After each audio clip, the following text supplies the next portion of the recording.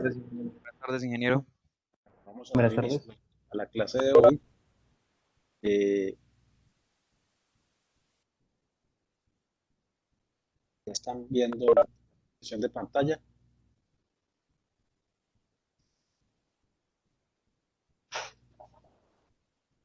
¿Sí están viendo las diapositivas? Sí, señor. Bueno, vamos a mirar hoy otro proceso constructivo, los equipos para construcción de túneles. Eh, en esta parte vamos a ver hoy una primera etapa, los equipos y los principales procesos constructivos y algo del túnel de la línea. El objetivo es básicamente mirar los equipos que intervienen en la construcción de túneles. Y en construcción entraré en detalle del proceso constructivo como tal. O sea, aquí lo vamos a ver, pero en construcción vemos el proceso constructivo más en detalle. Entonces partimos de una definición que uno podría decir es una definición universal de lo que es un túnel. Pues en realidad lo que podría uno decir como definición, que un túnel es una obra subterránea de tipo lineal que tiene por objetivo unir dos puntos. Por él se transportan personas, materiales, bueno, es artificial. El objetivo finalmente de hacer un túnel es mejorar las condiciones de topografía, el diseño geométrico, dado que la pendiente máxima de un túnel, la pendiente promedio es máximo del 1% y las curvas tienen radio adecuado para que eh, no se presenten accidentes. Entonces, de manera que es un mejoramiento del diseño geométrico, se utilizan en carreteras de montaña para cortar curvas y acelerar el proceso de configuración en términos de velocidad de diseño, velocidad de operación, diseño geométrico en planta y perfil. Eh, en términos generales, hay dos procesos en el mundo, eh, en términos generales, pero hay muchos sistemas dentro de esos dos procesos. Uno es el sistema austriaco, que es el de perforación y voladuras, y otro es el sistema con equipo tipo tuneladora. En la clase de hoy, básicamente los vamos a ver en forma muy general. El de tuneladoras, nos concentraremos en él en la próxima clase y hoy nos vamos a concentrar más bien en los equipos que intervienen en el proceso constructivo por voladura, excavación y voladura, eh, que es el método austriaco. En términos generales, el primer proceso, o sea, la excavación y voladura, consiste en una secuencia lógica ordenada de pasos de, de cómo se perfora y se hace la voladura y se excava el tubo. Entonces, el primer proceso ahí es perforar la perforación para la colocación de explosivos. Ahora vemos los equipos. Se cargue de los explosivos, voladura de la sección, retiro de esos escombros, lanzamiento de concreto lanzado primario para sostener el frente de avance. Si se necesita, no en todas las rocas o en todas las secciones del túnel es necesario hacer ese concreto lanzado. La colocación de arcos de soporte y mallas de refuerzo cuando se necesite. Eh, Después el lanzamiento de concreto secundario. Cuando hablamos de concreto lanzado no es el revestimiento definitivo. Es un concreto que tal y como habíamos visto los que en clase de construcción conmigo ayer, habíamos visto eh, digamos, la protección que deben tener las excavaciones. Digamos, no, de manera similar a como hace un entibado, en una excavación a cielo abierto, en el túnel lo que hacemos con el concreto lanzado primario y secundario es una cosa muy parecida para proteger las paredes. Después viene la perforación y pernos de anclaje. Este proceso es muy importante porque, porque siempre el macizo rocoso, cuando usted lo excava, si no le coloca los pernos de anclaje, él tiende a cerrarse. Y llega a cerrarse totalmente si no se le hace nada. Entonces, inmediatamente se hace la excavación, hay que colocar los pernos de anclaje para evitar el cierre, disminuir la velocidad y contrarrestar el cierre del macizo rocoso, pues nosotros estamos haciendo una excavación al interior de la corteza terrestre y hay muchos metros de material y de roca encima y a los lados del túnel que hacen presión. En el caso del túnel de la línea, desde la cota clave del túnel hacia la carretera, hacia la parte superior de la montaña, hay más o menos 700 metros, o sea que hay 700 metros de materiales presionando sobre esa excavación que nosotros acabamos de hacer. Después viene la excavación completa de la sección, ahora lo vemos en un video, la construcción de la solera y presolera, la construcción de la viga base o cabezal y la impermeabilización. Finalmente, ya se coloca el revestimiento. Primero, la impermeabilización de la que hablamos aquí es una geomembrana, ¿sí? Que evita que toda el agua que atrae la excavación del túnel sea conducida lateralmente. De tal manera que cuando yo hago la excavación del túnel, lo que estoy creando al interior del túnel es presión atmosférica.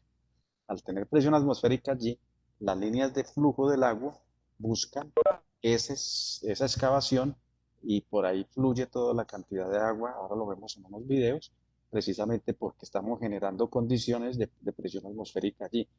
Entonces es mucha el agua que recoge del túnel, todas las aguas, los niveles freáticos, los niveles de quebrada si hay, o agua lluvia que se infiltre, que estén por encima de la cota clave del túnel, van a dar al túnel. Entonces, un tema muy importante es el manejo de aguas. Después de la impermeabilización, ya se coloca el revestimiento definitivo en concreto. Ahora vemos cuáles son los tipos.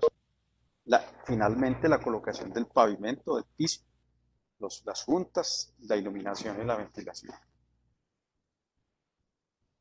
Miremos entonces, dentro de este proceso de excavación de voladuras, ¿cuáles son los sistemas que más se usan? Pues hay un sistema mecánico, otro exclusivamente de voladuras y una forma de hacerlo manual. Cuando yo lo hago mecánico, cuando yo lo hago mecánico, eh, pues lo que estoy tratando de jugarme ahí es con una máquina convencional, un martillo, una excavadora, pues excavo. Eso es un medio mecánico. Lo que pasa es que no en todos los túneles se puede hacer eso. El desgaste de las máquinas. Y si la roca es de mucha dureza, pues tiene sus limitantes. Existe el otro método que es de perforación y voladura mediante explosivos, que es el método austríaco propiamente dicho, que es el más usado para la construcción de túneles. Y existe un método manual que se utiliza en la minería, que es con un martillo neumático para explotar minerales, especialmente carbón. Esos son los tres sistemas que hay. Pero concentrémonos en el que realmente nosotros usamos, que es excavación de voladura y sujeción o soporte. Consiste en excavar el túnel, o la roca más bien, por medio de taladros o de equipos de aire comprimidos, o que se llaman las perforadoras jumbo. Se colocan, después de hacer esas perforaciones que se denominan barrenos, a esos barrenos se les introduce la dinamita y se hace una explosión dirigida, controlada, eh, y posteriormente pues se le coloca todo el sostenimiento al túnel. Este sistema básicamente implica que yo tenga que tener dos elementos muy importantes. Primero, la geología. El tema más importante en un túnel y el profesional más importante de un túnel no es el ingeniero, es el geólogo. Ahí cuando estamos en el proceso de construcción, 24 horas hay que tener el geólogo allí, eh, constatando que no cambian los parámetros de diseño y tomando decisiones en el frente de obra según lo que corresponda. Pero además también hay otro reto muy importante que es la topografía. Cuando yo estoy manejando una carretera a cielo abierto, pues no tengo ningún problema porque tengo toda la visibilidad hacia adelante, hacia atrás, a la izquierda, a la derecha, y yo voy radiando puntos, eh, de tal manera que yo puedo hacer una localización de esos puntos y un manejo pues el más adecuado posible. De tal manera, perdón un momentito.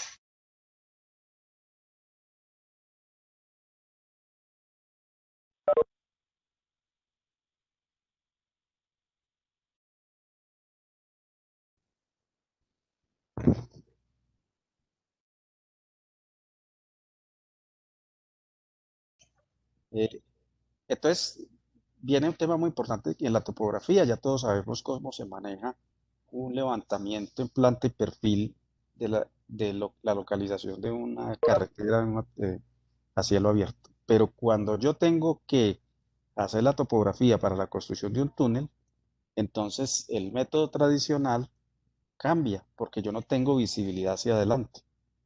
Yo tengo que traer las coordenadas, tengo que radiar la pared del túnel, ¿cierto?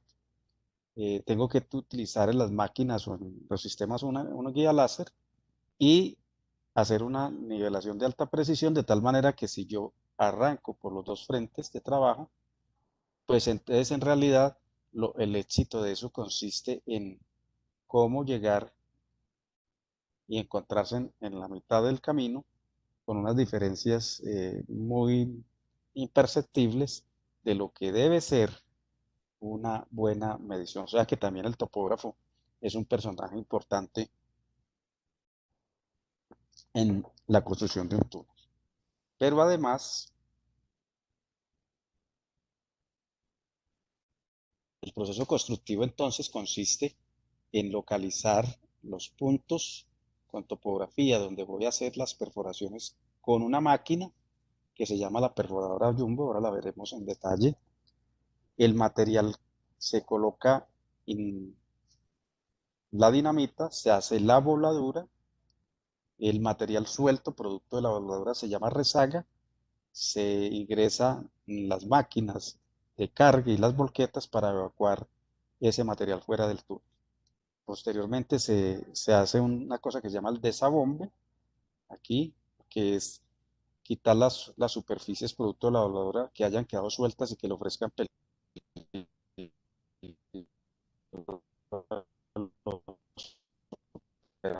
abajo, en el tema excavador, el concreto lanzado sí se requiere, porque no siempre se requiere. Miremos un poquito lo del concreto lanzado. O sea, el concreto lanzado se emplea para activar y sostener el material suspendido en el túnel. O sea que ese es un trabajo provisional que después va a ser intervenido por los mismos pernos de anclaje, por los mismos arcos de soporte en los tramos donde debe de ir. Posteriormente, entonces, también va a ser cubierto por la geomembrana y el revestimiento, o sea, que quede sometido ese concreto allá. Debe ser proyectado, normalmente se utilizan máquinas que tienen un brazo con robot. El concreto que se usa para el lanzamiento es concreto premezclado y normalmente se aplican aditivos para mejorar las condiciones de ese concreto lanzado. Es muy importante en el tema del concreto lanzado manejar muy bien la relación agua-cemento, ya que, tal vez, la relación agua-cemento porque finalmente aquí lo que tratamos es de buscar lograr resistencias altas en poco tiempo. Y ustedes saben que yo puedo fabricar con aditivos concretos para lograr resistencia a determinadas horas o a determinados días. En la medida en que yo utilice determinados aditivos y lo haga a horas, que es lo lógico aquí, hay que trabajar esas horas para lograr la resistencia rápida, pues obviamente tendré que utilizar más aditivos y eso incide en los costos del concreto. O sea que el concreto tiene más costo. El recubrimiento ya con la capa de hormigón, ya el revestimiento como tal es, es la capa final que normalmente se le coloca en concreto para darle el acabado final. No necesariamente no es un concreto de sostenimiento como tal, más bien uno, no necesariamente todas las zonas de un túnel se deberían revestir o no los necesita, pero por apariencia, por todo y por mantenimiento, es mejor hacer el revestimiento de la totalidad de las secciones de un túnel. que cuando hablamos de los concretos que se usan para ese revestimiento, es el concreto, la única diferencia es que son fabricados con cemento de alta calidad. Normalmente se puede adicionar fibras para obtener resistencias de diseño importantes. Eh, También pues es un concreto premezclado. Como mínimo, la resistencia mínima debería ser 45 kilogramos por centímetro cuadrado. En el momento o sea, ¿qué cualidad tiene que tener ese revestimiento? Que en el momento que yo vaya a retirar la formaleta metálica, no lo desportille, no lo deteriore. Y normalmente también se colocan acelerantes que permitan agilizar la obtención de la resistencia de diseño rápido y desencofrar más fácilmente. Esa es más o menos la idea. Los túneles como tal tienen muchos riesgos, ¿sí? Entonces, dentro de los más comunes está el agua, o sea, el agua penetra por el interior del túnel. Ahora lo vamos a ver unos videos de que tomé en el túnel de la línea. eh, Puede provocar derrumbamientos, dañar los equipos, inundar el interior. O sea, el agua hace mucho daño si no la conducimos. Entonces, pues, tenemos que ser conscientes de que cuando estamos perforando un túnel, vamos a encontrar mucha agua. Otro problema tiene que ver con el polvo o los humos, producto de las explosiones, que afectan la salud de los operarios. O sea, normalmente uno hace la voladura y para poder permitir que nuevamente los operarios estén nuevamente ahí en el frente de avance, hay que dejar pasar como mínimo una hora, que los sistemas de extracción de humos y polvos saquen adecuadamente el material para que no afecte la salud de los operarios. Pues también existen riesgos de derrumbamientos en el túnel de la línea, por ejemplo. Se han derrumbado como 2 o 3 portales en el proyecto. El proyecto pues no es solamente el túnel principal, son 26 túneles y 30 puentes o 30 viaductos, de los cuales en esos accidentes, por lo menos hace unos 10 años, en la falla de uno de los portales, eh, alcanzó a coger un operario de retroexcavadora y lamentablemente falleció allí. Todo el proceso de construcción del túnel de la línea ha habido en estos 12 años alrededor de 4 accidentes fatales. También existen riesgos de contaminación de las aguas que provienen del túnel. O sea, uno recoge el agua del túnel, la evacúa hacia afuera, se deben construir unos tanques sedimentadores para poder manejar la retención de partículas antes de volver a entregar el agua a los cauces naturales o artificiales. Eh, entonces, lo primero que tiene que calcular uno es la cantidad de agua para saber el sistema de sedimentación, qué capacidad debe tener, que sea capaz, digamos, de hacer la retención adecuada de las partículas. Aquí en el túnel de la línea tuvimos un lío con el primer contratista porque él no, él se pegó de los tanques sedimentadores que había construido el contratista anterior del túnel piloto. Resulta que el túnel piloto es un túnel pequeño y el túnel principal es más grande. Entonces, obviamente, el volumen de agua que ibas a evacuar era mayor. Por lo tanto, los sedimentadores que habían no daban abasto y terminó contaminando 5 kilómetros de la quebrada La Gata que le suministra el acueducto de Calarcá. Producto de esa contaminación, el Ministerio de Medio Ambiente le metió una sanción de 16.000 millones de pesos por contaminación al contratista y el Consejo Profesional de Ingeniería una sanción a la tarjeta profesional del ingeniero Carlos Cones, que era el director de obra de ese proyecto. De manera que, vuelvo y repito, esas cosas que se llevan ya hoy en día al tema de responsabilidad, todos los temas, pero especialmente los temas ambientales son de mucho cuidado. Y la obligatoriedad de recuperar nuevamente la cuenca. La cuenca fue ya recuperada al 100% a unos costos muy grandes. O sea, es que el daño que se causa es muy grande y la parte remedial se demora tiempo y cuesta también mucho dinero. En una sección normal de un túnel, mostrándoles, eh, esta parte de encima, la cota clave, digamos en la parte superior del túnel es donde normalmente están los sistemas de ventilación y los sistemas de iluminación. Y en la parte de abajo está todo el sistema de drenaje.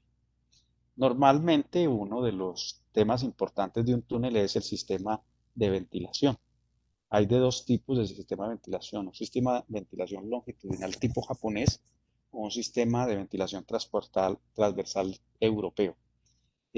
Cuando se usa un sistema longitudinal, la idea es por una chimenea inyectar aire limpio y por ese ducto se suministra el aire limpio al interior del túnel y por otro ducto se permite la salida del aire contaminado, que sale y a una chimenea que queda casi que en el extremo opuesto, o una o varias chimeneas, se evacúa el aire viciado.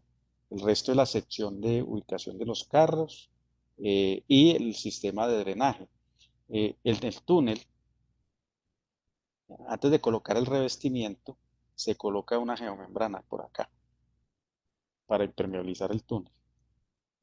El agua llega, golpea la geomembrana, baja y aquí en la parte de abajo se construyen unos filtros.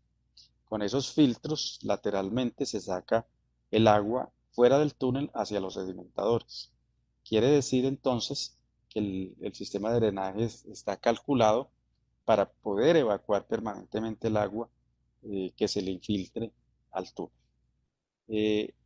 Normalmente también yo puedo construir túneles de manera sumergida. Es básicamente en el fondo de un lecho de un río o en el mar, como sucedió con el Eurotúnel. Simplemente se va construyendo por secciones. ¿Sí? Entonces, y se utilizan paredes gruesas de hormigón prefabricadas y se van acomodando, como se ve en la figura, por módulos. ¿Sí?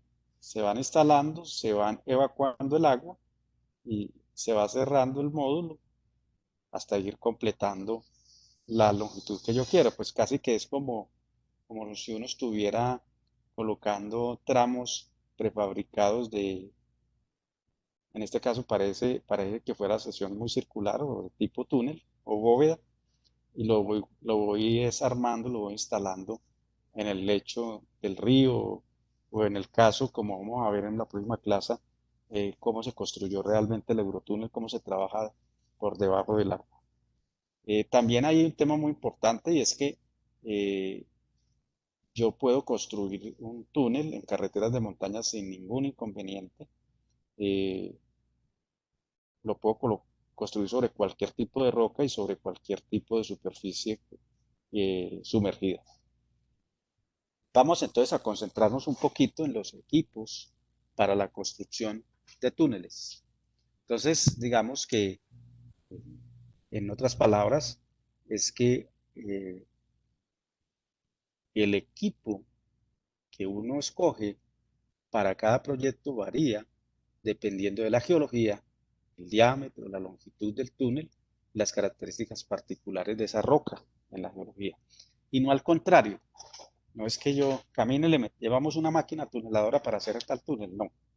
Camine, utilicemos el sistema abstracto para el túnel, de aquel no. Son estos parámetros, especialmente la geología, que definen cuál es el equipo adecuado para hacer la construcción del túnel o el sistema de construcción. A mí cada rato me hacen esa pregunta en foros, en conferencias a las que yo asisto. Digamos, eh, que por qué en el túnel de la línea se construyó por el sistema de voladuras, que es muy lento, que se debió haber hecho con una tuneladora.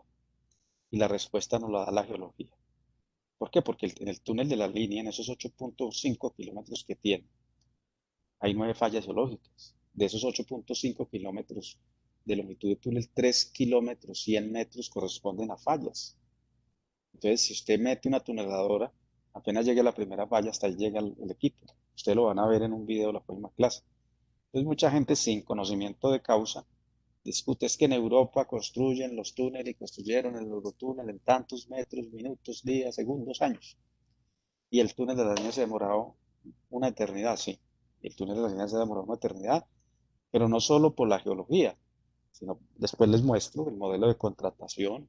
Fue perverso, el contratista inicial fue muy malo. eh, y obviamente todas las dificultades propias de un proyecto. Además, el proyecto es muy complejo, porque el proyecto no es un túnel. El túnel, la obra emblemática es el túnel principal. pero no es solamente esa obra. Eh, entonces, cada proyecto requerirá de un tipo de máquinas, de un tipo de tecnología, ¿cierto? Entonces, normalmente en el mundo tenemos eh, excavadoras, rozadoras, microtuneladoras, o sea, tuneladoras chiquitas, túneles revestidos por dovelas, escudos, topos. Es decir, existe este tipo de equipos para hacer túneles. Aquí vemos, por ejemplo, en la fotografía, una excavadora de túneles, casi tiene el brazo de una retro, una pala, lo que hace es arañar la roca, la mete dentro de este compartimiento y a través de una banda transportadora que tiene la misma máquina, la deposita directamente al equipo de carga, que normalmente para este tipo de trabajos es un vagón de, al cual se le pega una locomotora y se saca del túnel. Así se hizo con una máquina de estas, el túnel piloto, el túnel chiquito. Yo voy a mostrar ahora unos videos y básicamente el esquema de esas excavadoras es similar. Simplemente cambia aquí en la punta. Este tiene un brazo de excavadora, pero el resto escudos, mandos, banda transportadora, gato hidráulico. El sistema es el mismo. También existen las rozadoras, que es una rozadora que tiene puntas de tusteno para cortar la roca. También el sistema es con escudo, con cilindros, con la banda transportadora y al volco de la, del equipo de carga. Entonces, eh, un topo que llamamos comúnmente también el esquema, la rueda para corte de roca. Entonces, esas pueden ser en diamante, en tusteno, los rodamientos, los escudos, la banda transportadora, las ruedas de corte, el soporte y los motores eléctricos con un esquema convencional de lo que es un topo. Un escudo para roca más dura es pues más grande, tiene rueda de corte, tiene un sistema para poder colocar. Las dovelas son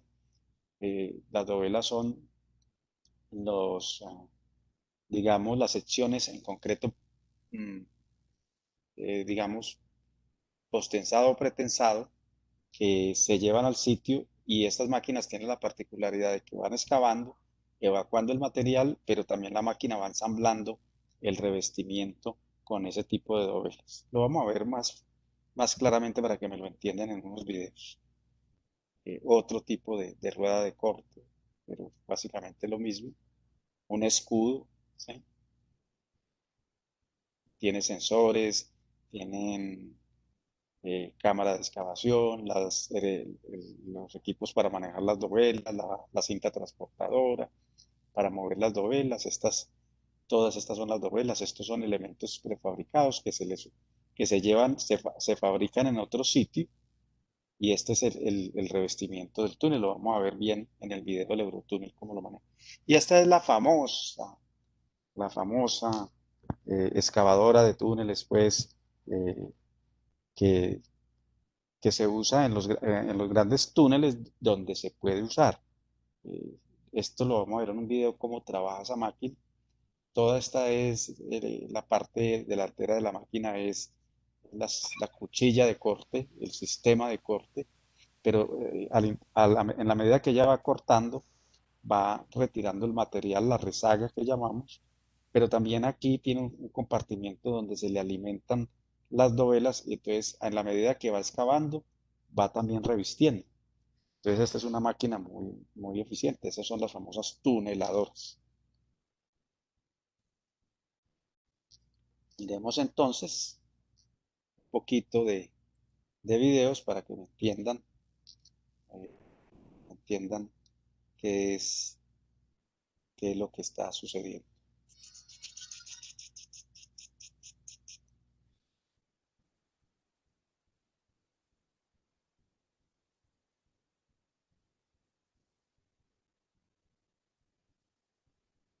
Vamos a mirar un poquito primero el método. Y entonces se me ocurre a mí que la mejor forma de explicar los equipos que intervienen en el proceso constructivo es mediante videos. Entonces les voy a mostrar dos videos que explican cuál es el proceso constructivo, los equipos que intervienen en la excavación de un túnel por el método austriaco. Me dicen si tienen buen sonido de retorno, por si alguna cosa. Una imagen vale más que 1000 palabras.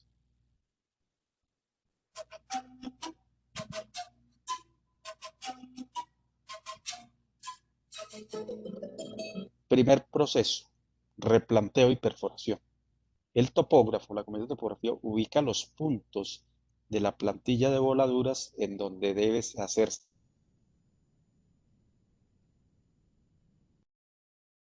como la que tenemos ahí y a diferentes profundidades, 1,20, 1,50 de profundidad. Es una perforación horizontal. Aquí tenemos una jumbo, una perforadora jumbo de 3 brazos para hacer la perforación.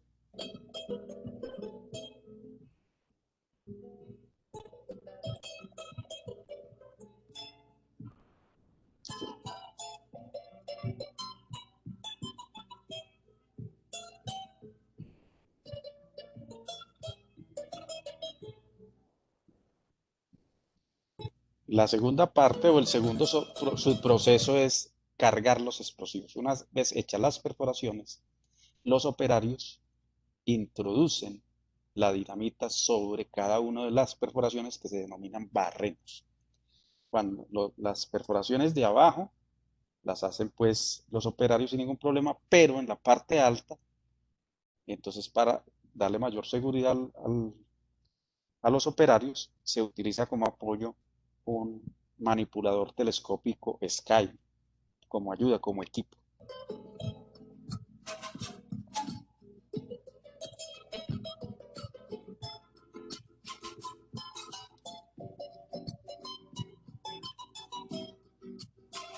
Ahí pudimos observar los operarios en la parte de encima cargando los explosivos. Entonces, el siguiente subproceso dentro de todo ese proceso es hacer la voladura. Entonces, yo después en el capítulo 8 de este curso les voy a explicar qué dinamita se usa, cuáles son las plantillas de voladura, cuáles son los accesorios, ya entramos en detalle. Pero aquí estamos viendo es el proceso en términos generales. Viene la voladura y el deshume.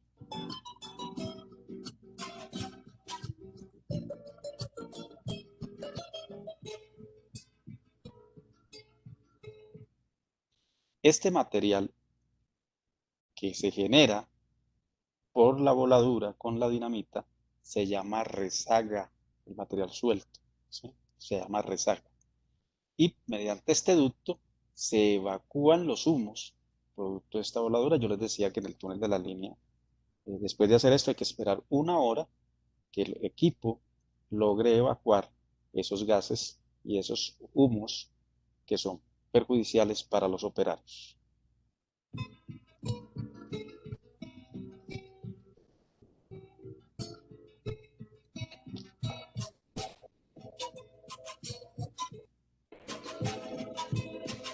Inmediatamente se pueda ingresar nuevamente o 1 hora después, ingresan los equipos de carga y retiro, o sea, los cargadores o las retros y las volquetas para sacar la rezaga fuera del túnel, al sitio de disposición de ese material.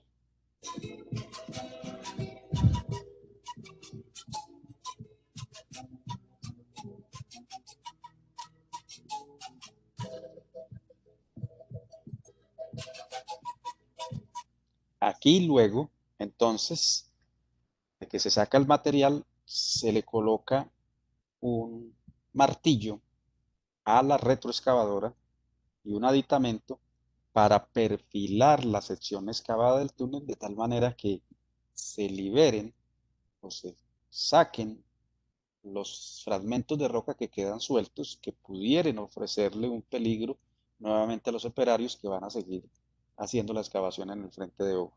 Entonces ese proceso se llama desabombe.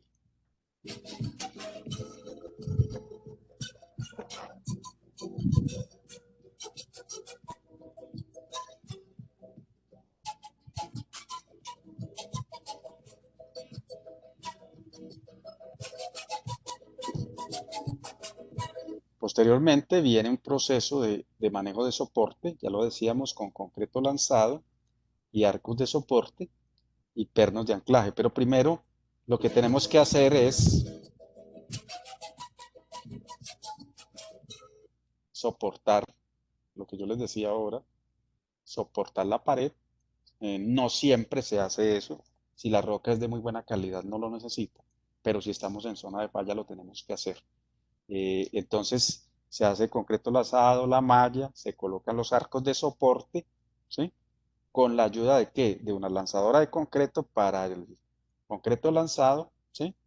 Y con la ayuda de una retro para ayudar a colocar los arcos.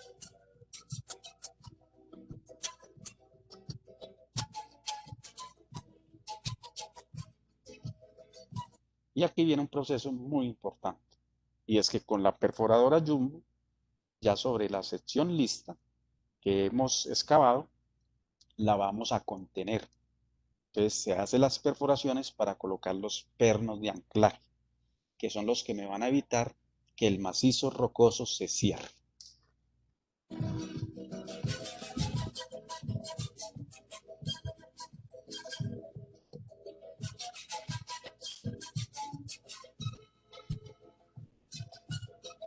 Ahí vemos una perforadora Jumbo colocando pernos de anclaje con 3 brazos sobre la sección de la pared del túnel para poderlo sostener. Se utiliza entonces la perforadora Jumbo también nuevamente ahí, no solo para hacer las perforaciones en la pared del túnel para la voladura, sino para colocar los pernos de anclaje.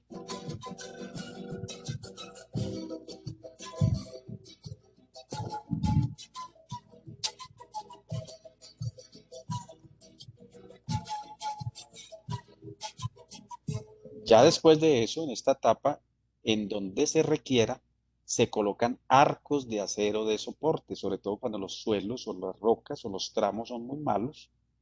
Entonces se colocan arcos de soporte. Para eso, la máquina que va a mover el arco se amarra a la retroexcavadora y los operarios se suben en el manipulador Sky a ayudar a orientar, pero finalmente es con la ayuda de la máquina que se van instalando los arcos de soporte en acero.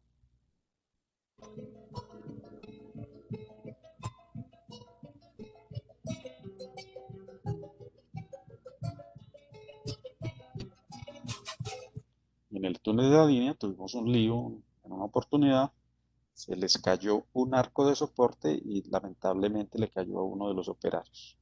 Pues vuelvo y repito que los temas de seguridad son muy, muy importantes aquí, porque en cualquier momento puede suceder un accidente si no se toman todas las previsiones.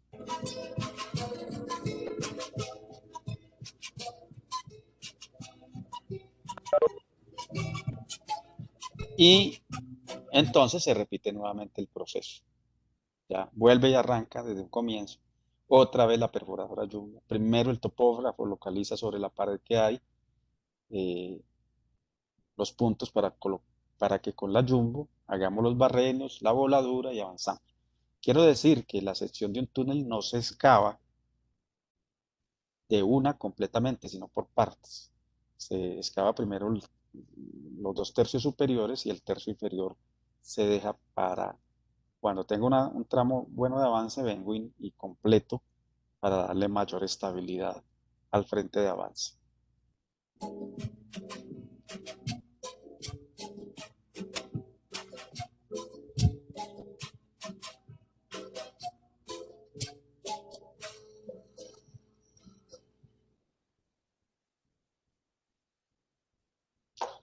Ahí terminamos solamente el tema de excavación. Entonces ahora voy a mostrar otro video, pero antes de mostrar otro video quiero resolver alguna inquietud, si la hay, de este proceso constructivo que acabo de mostrar. Está abierta la sesión de preguntas.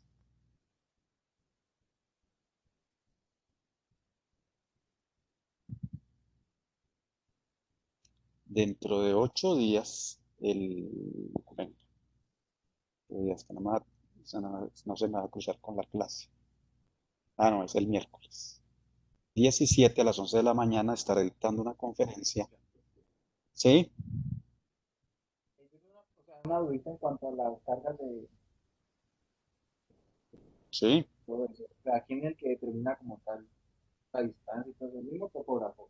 no, ¿O es la no, parte? se hace un diseño, los ingenieros y los geólogos se sientan, se hace un diseño de la plantilla voladura, lo vamos a ver, no el diseño, pero sí que es una plantilla como es más adelante, y se hace el cálculo de la cantidad de dinamita, la profundidad de los barrenos, el diámetro, la separación entre ellos y la forma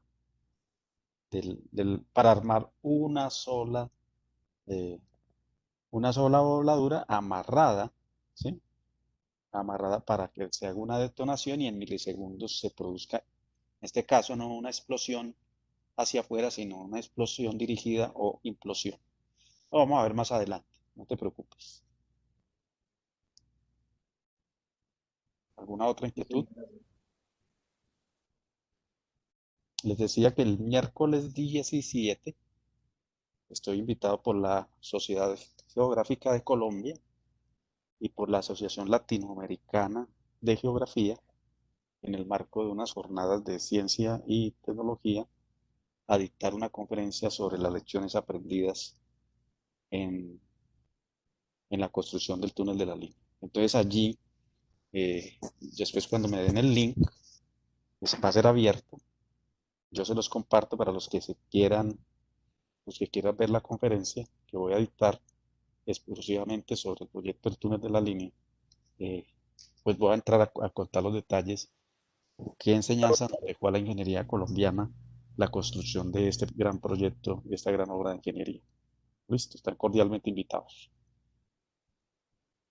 ¿Preguntas? Bueno, entonces ese es el proceso constructivo solo de la excavación. Pero ahora miremos todo por el método austriaco. Ahora miremos todo el complemento de ese proceso, no de la excavación, que la tengo ahí al detalle, los equipos que intervienen, que me interesa mucho es que le pongan cuidado a los equipos que voy explicando en cada uno de los subprocesos. Y ahora voy a complementarlo con este video.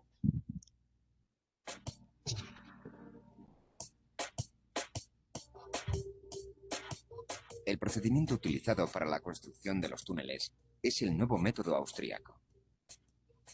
Inicialmente se ejecuta la excavación en avance y a continuación se procede al sostenimiento del terreno con una primera capa de hormigón proyectado, la colocación de cerchas y el proyectado de una segunda capa de hormigón reforzado con fibras metálicas. A continuación, se realiza la colocación de bulones que refuerzan el terreno circundante y sujetan las cerchas. La excavación del resto de la sección del túnel, llamada destroza, se realiza en dos fases. En primer lugar, se excava una primera bancada más ancha para permitir el paso de maquinaria al centro. Inmediatamente después, se realiza la prolongación del sostenimiento ejecutado en avance, solapando las cerchas mediante grapas y proyectado de hormigón. Dejando un desfase mínimo de un pase de excavación, para que al menos un hastial permanezca apoyado, se realiza la excavación de la segunda bancada, ejecutándose a su vez los sostenimientos correspondientes. Repitiendo este proceso, se completa la excavación del túnel. Una vez que se ha realizado la excavación y el sostenimiento del túnel, se ejecuta una banqueta de hormigón armado y la excavación y hormigonado de la contrabóveda. Seguidamente, se dispone el sistema de drenaje del túnel, consistente en la colocación de arquetas cada 50 metros y tubo colector, que se rellenan posteriormente de hormigón. A continuación, se procede a ejecutar la impermeabilización colocando una doble lámina de geotextil y PVC. Una vez impermeabilizado el túnel, se realiza el revestimiento. Para ello se utiliza un carro de avance que se desplaza sobre unos carriles dispuestos en la banqueta. Primeramente se coloca en posición y se eleva hasta ajustar la parte superior o clave de la sección. Luego se abren los faldones superiores e inferiores hasta apoyar en la banqueta, fijándose mediante los tensores dispuestos en sus uniones. Cuando el carro está fijado y colocado en posición, comienza el hormigonado entre encofrado e impermeabilización, que se realiza simétricamente por ambos lados para compensar las cargas que la presión del hormigón ejerce en el carro. El hormigón utilizado es de alta resistencia inicial, para que al día siguiente del hormigonado pueda hacerse este mismo ciclo de nuevo, pudiéndose así revestir 15 metros de túnel cada día.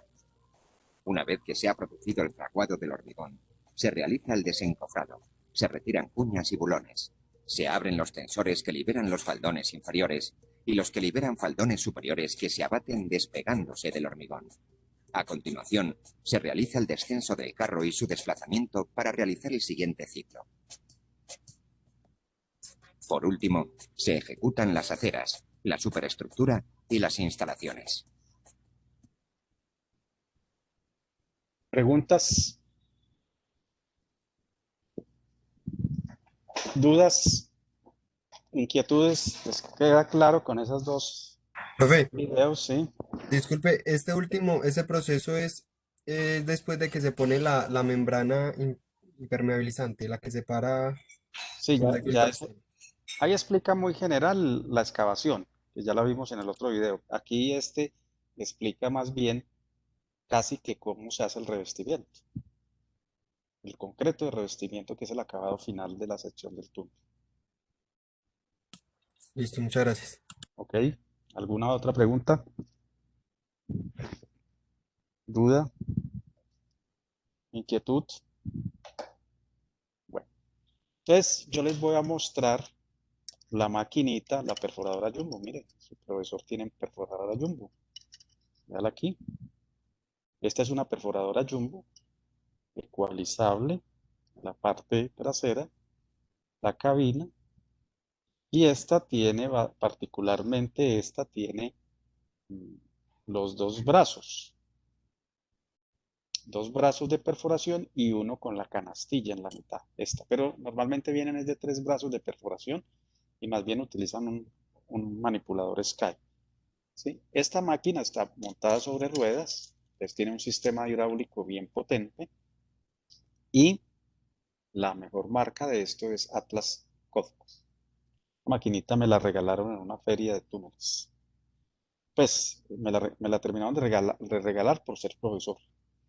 Voy a contar la anécdota. Yo voy a esos congresos de túneles, a mí me gusta todo eso. Entonces, en el stand había uno de los vendedores de la máquina, es una máquina europea, y entonces tenía esta réplica. Entonces le dije que si me la vendía.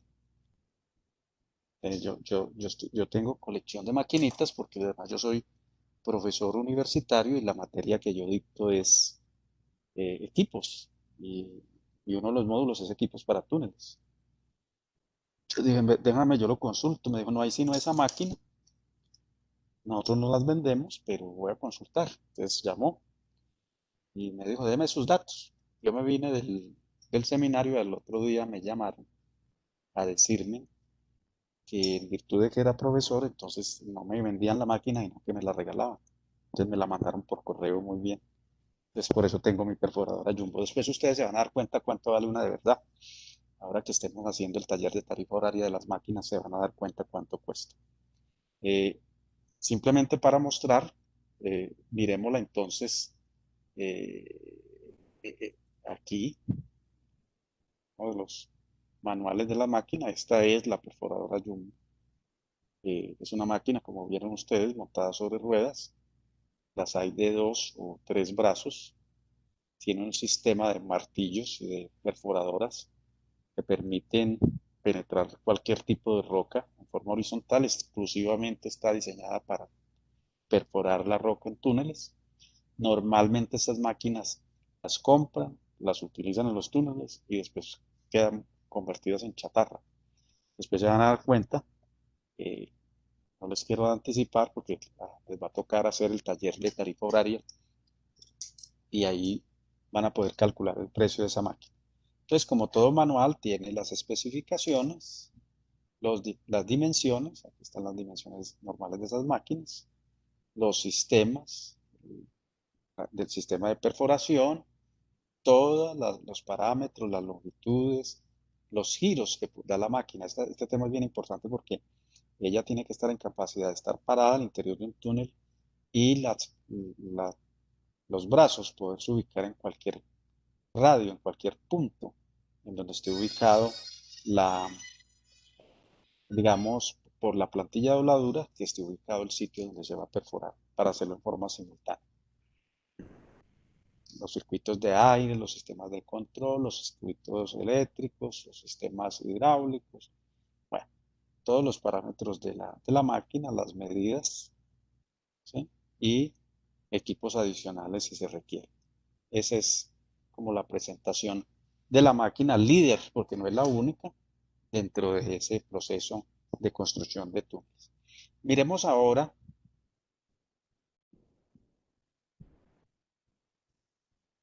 y método austríaco, ya lo vimos. Túnel de la línea, vamos a mirar de pronto unos videos de la época. Y resulta que el proyecto del túnel de la línea tiene una historia en donde primero se hizo un túnel chiquito, el túnel piloto, y paralelo a él se construyó el túnel principal.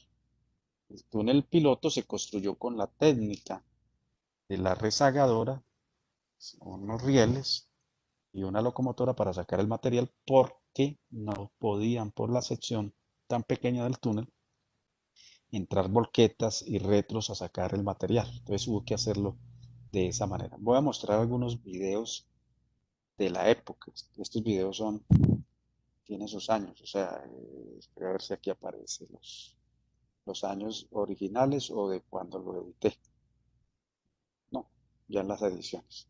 En realidad estos videos son de los años de 2004, 2005, que fue la construcción de, de, de ese tour. Aquí vemos el sistema de inyección de aire para la construcción del túnel piloto. Este es el del lado del Tolima, el portal del Tolima.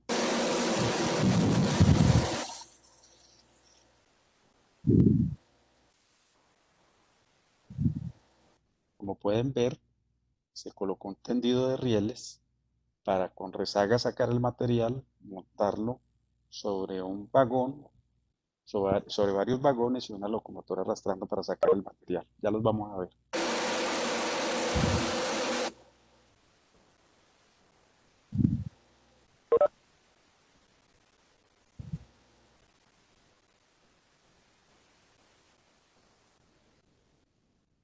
Vemos el frente del Tolima. Miren en este video de la excavación de una visita que hicimos. Observen toda el agua que cae inmediatamente después de que se hace la voladura en un túnel. Y estamos hablando del túnel pequeño.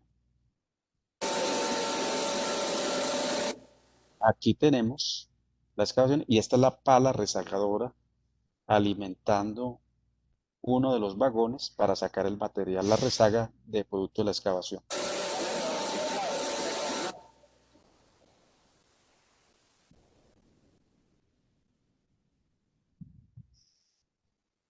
O sea, esta está muy oscura, pero miremos los arcos de soporte. No, esta no se ve, está muy oscuro ahí. Cargue del material a los vagones.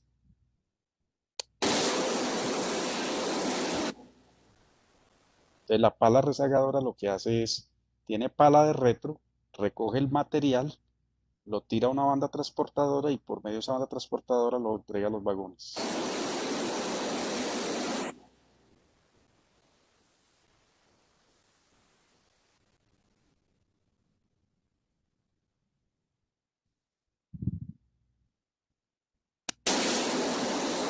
Ahí está la pala rezagadora haciendo el cargue.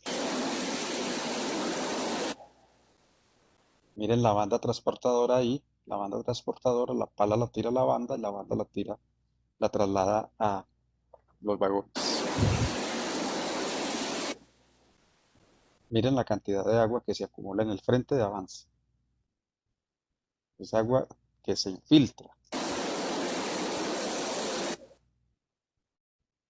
Vemos la carrilera de ventilación y la iluminación de ese túnel.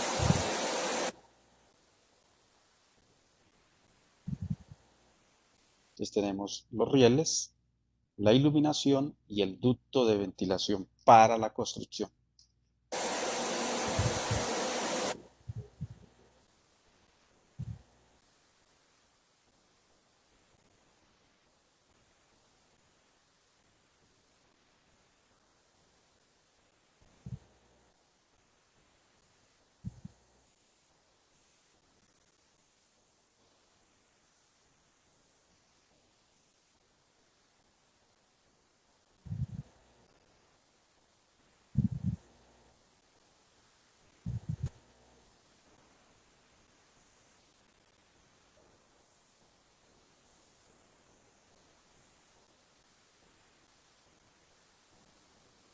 Aquí podemos ver los arcos de soporte.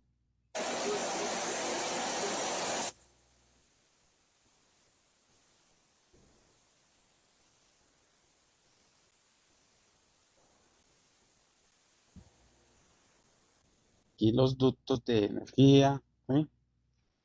Todo el suministro de energía. Aquí vemos un perno de anclaje ya instalado, ¿sí? Con su respectiva tuerca, el perno, su, su base en concreto para el cierre, o normalmente en el cierre, porque lo que se hace ahí en la base es una lámina de acero.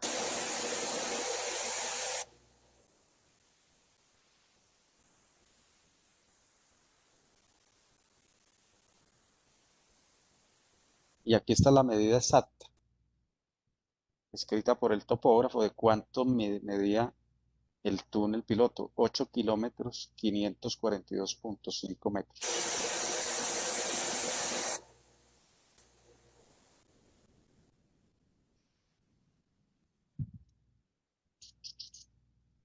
Vamos mirando, todo esto es túnel piloto.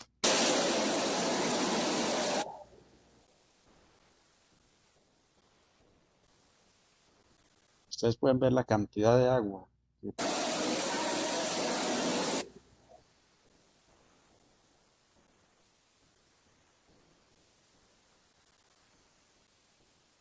Para que tengan una idea de las condiciones de trabajo en el interior de un túnel. Y aquí la locomotora alistándose para enganchar los vagones y sacar el material.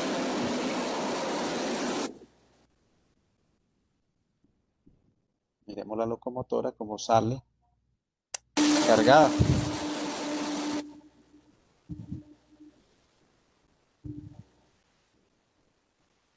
Esas locomotoras son eléctricas, ¿sí?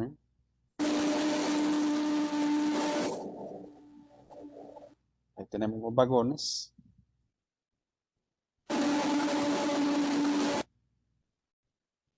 Cargados de material para ser evacuados al exterior, al sitio de disposición final. Miremos la perforadora Jumbo trabajando.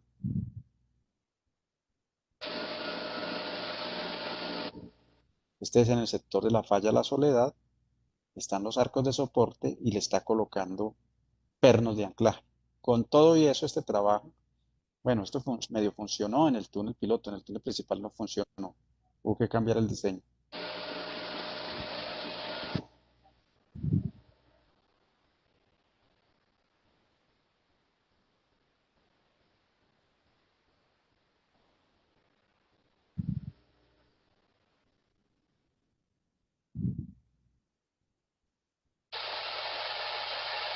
Otro aspecto ya en el túnel principal de la perforadora Jumbo trabajando en una de las tantas veces que la falla La Soledad cerró totalmente la sección. Se había hecho la excavación total, tiene 400 metros de longitud, y la falla volvió y cerró la sección total del túnel. Hubo que perforar y aquí se están colocando soportes adicionales para eso. Tuvieron que hacerla 5 veces para poderla estabilizar. Muy jodida. Es la segunda falla geológica más activa del mundo. Tocó pedir asesoría, vinieron los austriacos, cambiaron el diseño, se cambió el material de los soportes y funcionó, afortunadamente.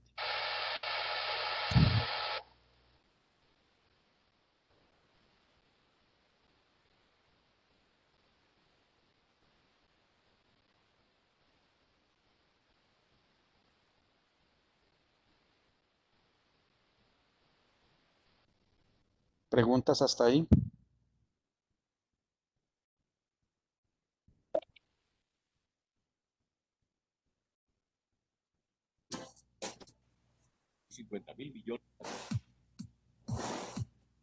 ¿Preguntas? ¿Dudas? ¿Inquietudes? Entonces, pónganle mucha atención a los equipos. Aquí voy a mostrarles el video institucional de la época donde el INVIAS presentaba el proyecto. Apenas estaba terminándose la construcción del túnel piloto, no se había hecho el resto de infraestructura, no habían sacado todavía la licitación. Vale, cuidado las fechas. y ubíquese en el tiempo real hoy en día cómo estamos.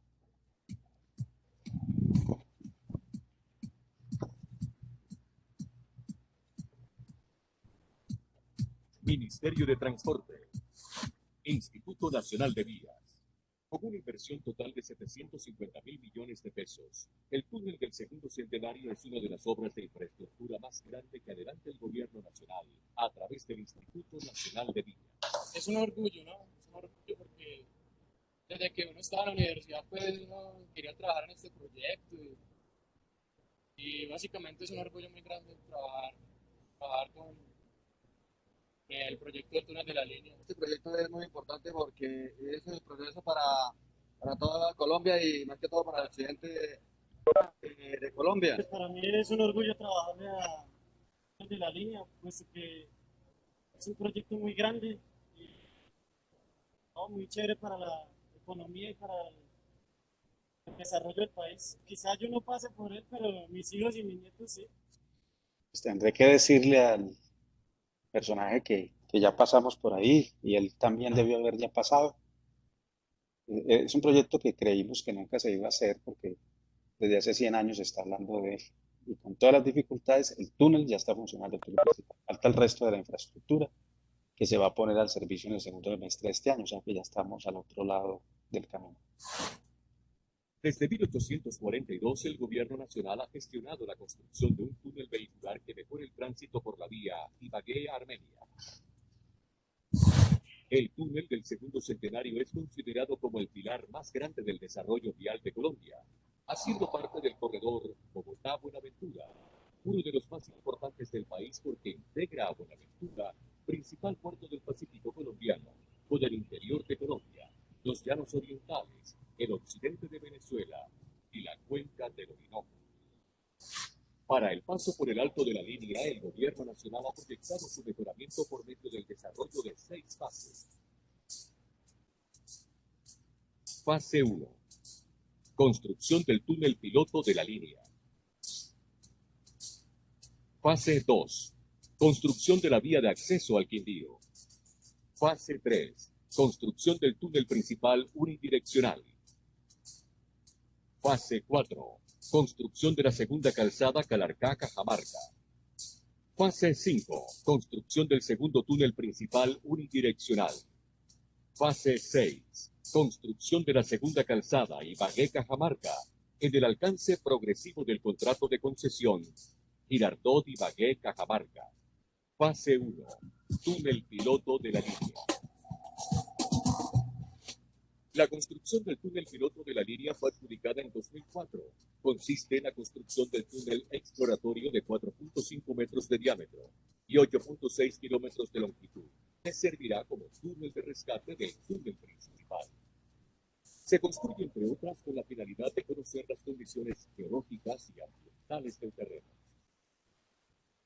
El valor del proyecto es de 85.000 millones de pesos. Actualmente se avanza en la excavación de 6.100 metros y se han superado las fallas encontradas. Para el primer semestre de 2008 se estima la terminación de su construcción. Fase 2. Construcción de vía de acceso al Portal Quindío. Consiste en la construcción de la vía de 2.6 kilómetros que conecta al Portal Quindío del túnel con la actual carretera en el sitio denominado América. Consta de la construcción de 1.8 kilómetros en 3 túneles, La Estrella, Los Robles y Los Chorros, 125 metros en 4 puentes y 620 metros en vía a cielo abierto. El valor de estas obras que iniciaron en enero pasado es de 45.000 millones de pesos, incluida la interventiva. Se estima su terminación a mediados de 2008. Cruce de la Cordillera Central, fases 3, 4 y 5.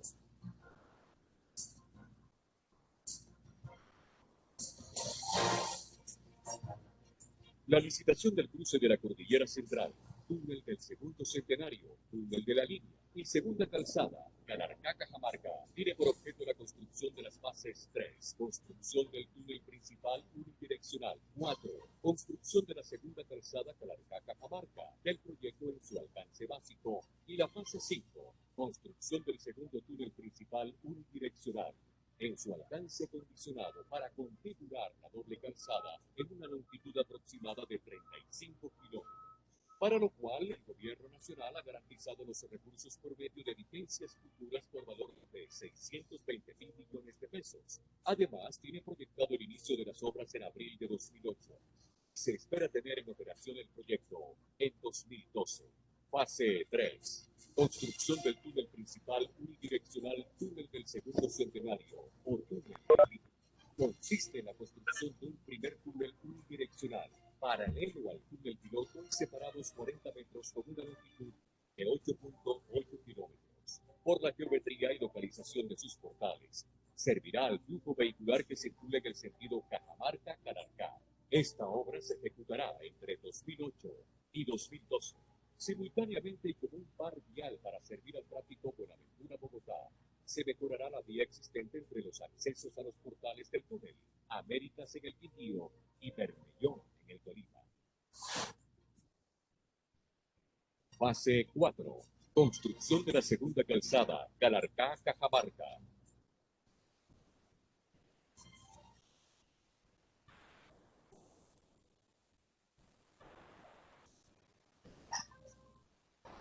Consiste en la construcción de la nueva segunda calzada entre la Glorieta de Versalles en Calarcá hasta el intercambiador de Américas en la vía de acceso al Quindío y entre el portal de Bermellón en Tolima hasta la entrada al municipio de Cajamarca. Tendrá una longitud aproximada de 24 kilómetros y será diseñada para una velocidad de 60 kilómetros por hora. Se espera terminar su construcción en el primer semestre de 2010. Fase 5. Construcción segundo túnel unidireccional. Comprende la construcción del segundo túnel unidireccional en sentido Calarcá-Cajamarca, es decir, la ampliación del túnel piloto actualmente en construcción a túnel definitivo y la terminación de la segunda vía de acceso entre el Portal y Américas.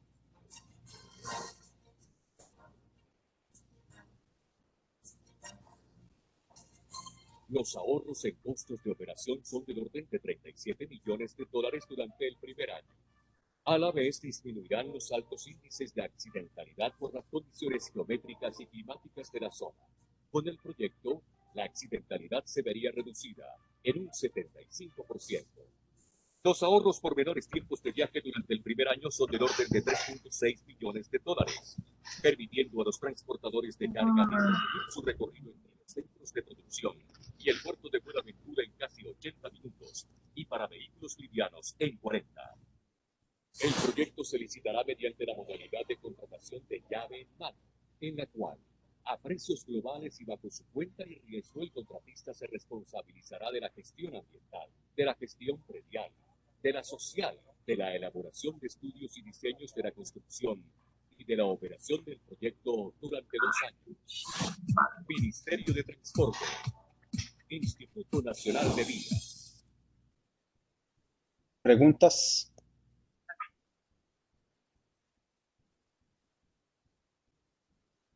Me preguntan aquí en el chat, ¿el diseño geométrico de la vía que pasa por el túnel debe tener algunos parámetros especiales o es normal?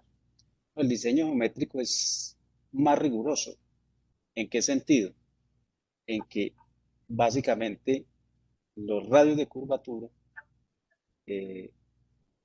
sea, si uno pudiera hacerlo totalmente recto, pues no se puede, pero tienen muy poquitas curvas. Es un diseño, digamos, estándar de una carretera, pero con parámetros de diseño muy buenos, porque vamos a hacer una cosa nueva. Entonces yo no voy a tener puntos obligados, nada, tengo un punto obligado de entrada y otro de salida y otro de llegada y punto. Entonces yo puedo jugar ahí, puedo diseñar cumpliendo bien las especificaciones. El tema de peraltes y el tema de bombeo y el tema de pendiente, pues es el tema normal del diseño geométrico de una carretera, ¿cierto? Pero ahí yo no tengo que seguir la curva de nivel, ¿no? Yo tengo 2 puntos, hago un trazado la menor cantidad de curvas. No lo puedo hacer solo en línea recta tampoco, eh, por las implicaciones que eso tiene, pero cuando usted lo recorre es tan mínima, las radios de las curvas no se sienten, parece que usted estuviera en- entrando en un túnel en línea recta. ¿Alguna otra pregunta?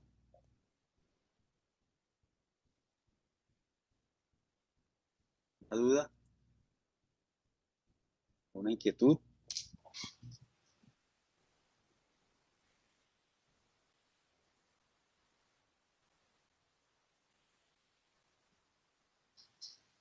Miren cómo quedan las rezagadoras después de trabajar mucho tiempo. Ahora yo busco una más, las rezagadoras y las jumbos. No, aquí no está, está en el otro.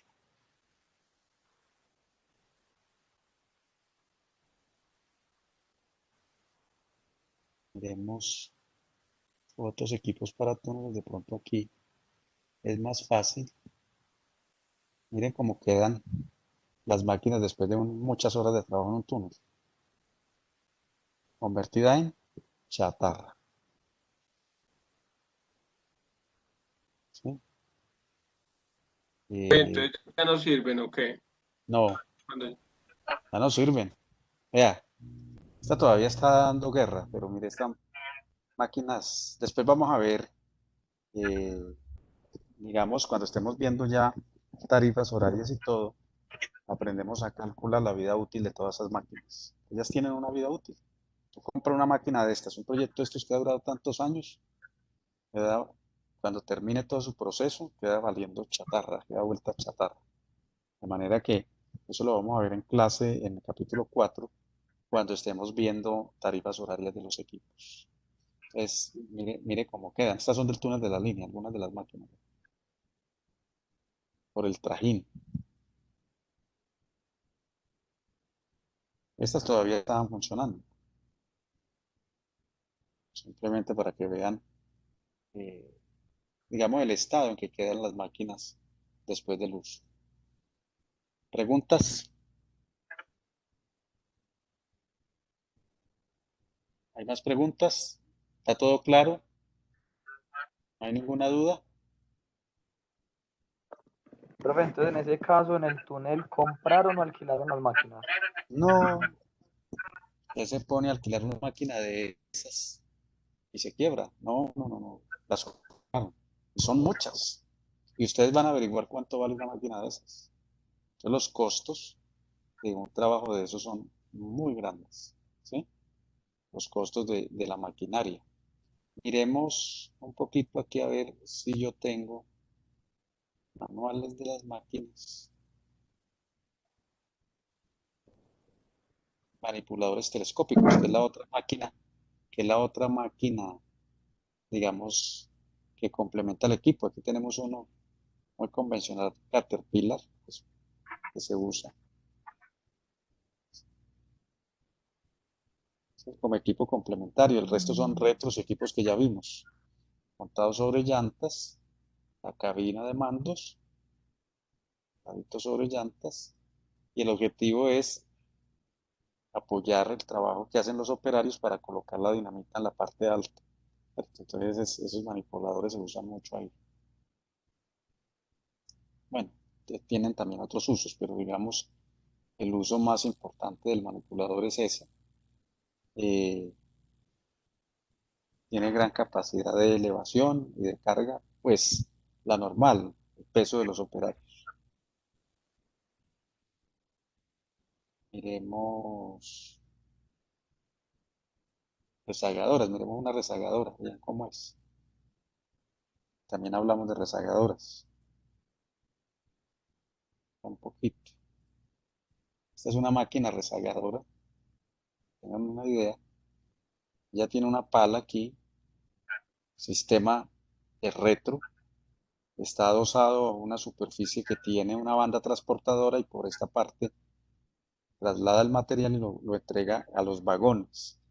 Entonces lo que hace la máquina es recoger el material, lo recoge y lo induce a la banda transportadora para alimentar un vagón. Ese es más o menos. Las máquinas no, no las venden pues aquí en Colombia, no las fabrican en Colombia, en Europa. Quizás las dimensiones son muy especiales para túneles chiquitos, de sección muy pequeña. Hay más máquinas. ¿De cuáles más máquinas hablamos? En la próxima clase hablamos, vamos a seguir, vamos a ver la construcción de túneles con tuneladora y más adelante, bueno, seguiremos con otros procesos constructivos, de entre los cuales vamos a hablar del concreto premezclado, obviamente, como proceso. Entonces, no sé si tienen alguna duda adicional.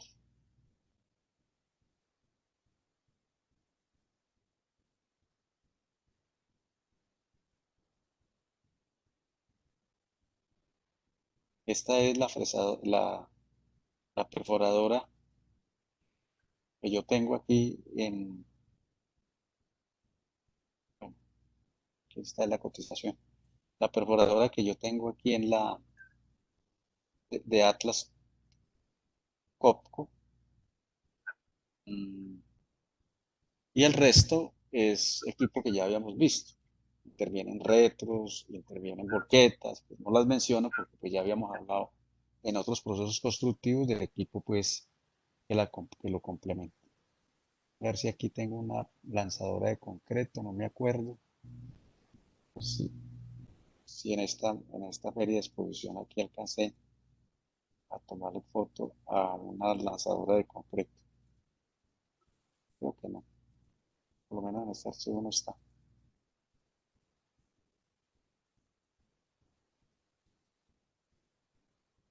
No, este es equipo de carga, motoniveladoras y demás. ¿Preguntas?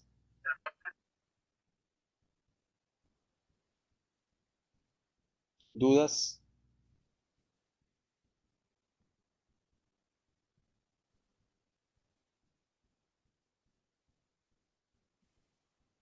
De pronto aquí. Yo tengo mucho archivo de fotografías y de videos, pero aquí yo no quiero mostrar sino videos de equipos, no el proceso constructivo tan al detalle, porque eso lo voy a dictar, esa parte. En construcción vamos a ver un módulo de túneles y ahí sí me meto ya al proceso constructivo. Ahora, el objetivo de esta parte del curso es mostrar los equipos que intervienen en los procesos de construcción de túneles, eh, o cada uno de los procesos, digamos, de construcción. Entonces, en la próxima clase vamos a ver el Eurotúnel. Y digamos que viendo el Eurotúnel, pues por lo menos estaríamos nosotros al día con, digamos, con los dos grandes sistemas de construcción de túneles en el mundo. Para terminar la clase de hoy, les quiero recomendar este documento. En el año 2016, el Instituto Nacional de Vías le encomendó a nuestra Facultad de Ingeniería la elaboración del Manual de Diseño, Construcción, Operación y Mantenimiento de Túneles en Carreteras. Hicimos un trabajo, digo hicimos porque yo hice parte del equipo de la universidad, ¿sí? Nosotros, estos fueron los profesores de la universidad que participamos en la elaboración de este manual, con especialistas extranjeros de Austria, de Chile principalmente, y unos especialistas colombianos. De manera que, miren, yo creo que aquí dentro de la lista que ustedes tienen ahí, muchos de ellos han sido profesores de ustedes hasta ahora. De ese manual fue sometido a revisión y en este momento, este año, va a salir la versión ya ajustada, actualizada.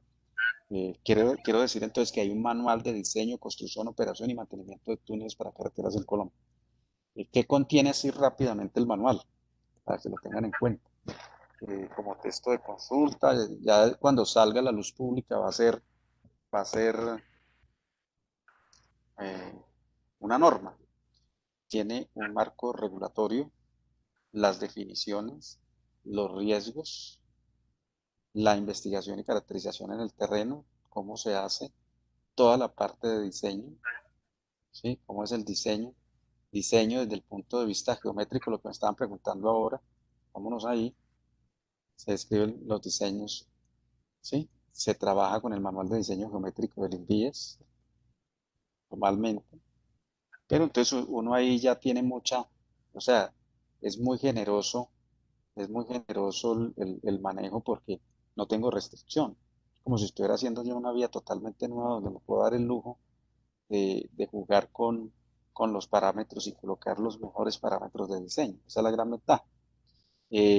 Bueno, tiene entonces en la parte de diseño, diseño geométrico, en planta y perfil, diseño geomecánico, diseño sísmico, métodos de monitoreo, ¿sí?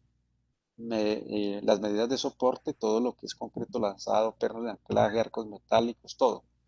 El revestimiento definitivo, una recomendación en general para el diseño, la impermeabilización y el drenaje, los portales, cómo son los portales, cómo deben ser el diseño de portales, los equipos electromecánicos y sistemas electromecánicos tan importantes en la seguridad del túnel, están todos. Eh, la construcción, las actividades durante la construcción y el manual de operación y mantenimiento. Es un manual muy completo, y pues ya que ustedes no ven, no tienen una materia, no tenemos aquí una materia que se llame túneles, pues por lo menos cuando tengan la necesidad de consultar ese manual, va a estar disponible en su versión actualizada dentro de muy poco y pues sentimos la tranquilidad de haber podido contribuir en un granito de arena, sobre todo los profesionales que intervenimos en su elaboración. O sea, es bueno que ustedes conozcan que a partir de este año va a entrar en vigencia un manual para diseño, construcción, operación y mantenimiento de túneles. ¿Vale? ¿Preguntas? ¿Dudas? ¿Inquietudes?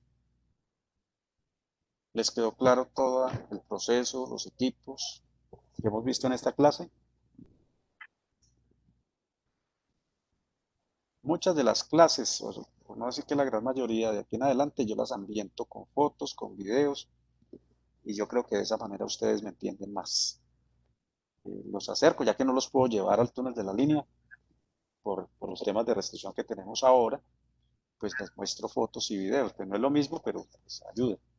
Yo en el pasado llevaba a mis estudiantes cada semestre a una visita inolvidable al túnel de la línea, aprovechando que me dejaban llevar los estudiantes porque soy el presidente de la veeduría. A propósito, mañana voy para el túnel. eh, Vamos a hacer otra mesa de veeduría más de seguimiento y control y voy nuevamente para el túnel, entonces eso me va a permitir renovar eh, los videos y las fotografías, aunque tengo unas muy buenas, ya del túnel terminado. ¿Preguntas?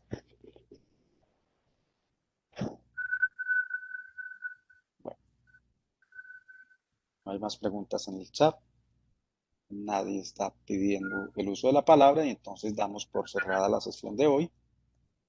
Nos vemos entonces, si Dios quiere,